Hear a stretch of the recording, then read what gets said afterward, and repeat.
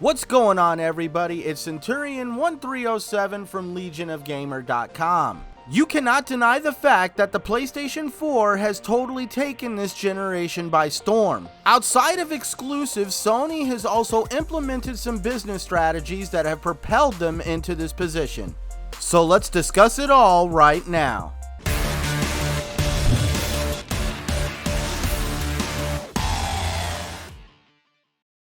Let's get it out of the way right now. Yes, I prefer Xbox as my preferred ecosystem, but I also happen to own a PlayStation 4 Pro. I have been a multi-console supporter since last generation, and I have been one this generation as well. I will admit, I was hooked in both last generation and this generation by the same exclusive franchise, the Uncharted series. This one fact alone points out a main reason why PlayStation has killed it this year: the exclusives. Since the beginning of this generation, Sony has had a secret sauce going on behind the scenes when it comes to their exclusives.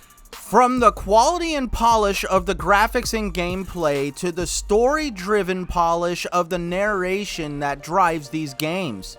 From games like The Last of Us, the Uncharted series, Days Gone, Horizon Zero Dawn, God of War, the list keeps getting bigger and bigger. But Sony's success with first-party exclusives doesn't stop there. There is third-party blockbusters that are out as well. From Software is one of these standout exclusive third-party developers. They created the cult classic Bloodborne, exclusive to the PS4. Another one of these third-party developers that's creating amazing third-party exclusives for Sony is Insomniac Games with the creation of Spider-Man. It's games like this why I have the concept of being a multi-console owner. I never want to be limited by the term exclusive. I want to be able to play the games I want, where I want, when I want.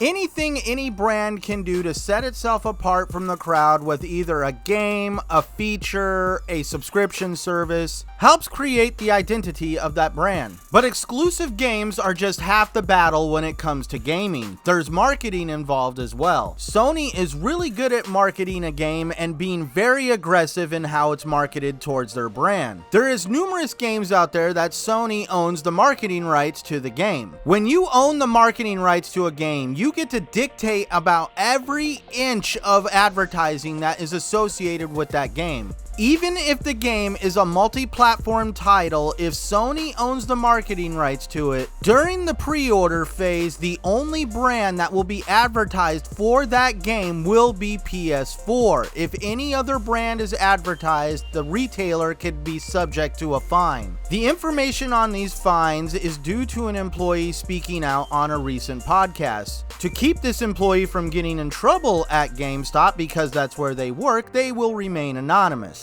But in what they told on the podcast, they spoke about when Destiny was up for pre-order. They noticed that the displays only had the PS4 logo on the display. So to be a customer service individual, they also put a sign on the display that said available for Xbox One. He then explained shortly thereafter they received a phone call from corporate telling them to take the sign down because they would be subject to a $25,000 fine. As a result of the aggressive nature of trying to keep other names off of their advertising, Xbox came out with this bad boy. Yes, you're reading that right. It's a cologne advertised by Xbox called Destiny. This was the workaround to their advertising. And that's not the only way Sony tries to control the perception of certain games. Here's a photo of the Red Dead Redemption 2 pre-order poster up in a retailer and the back of the Red Dead Redemption 2 PS4 box. You will notice how they have cleverly put the words PlayStation exclusive with a little bit of fine print on the bottom.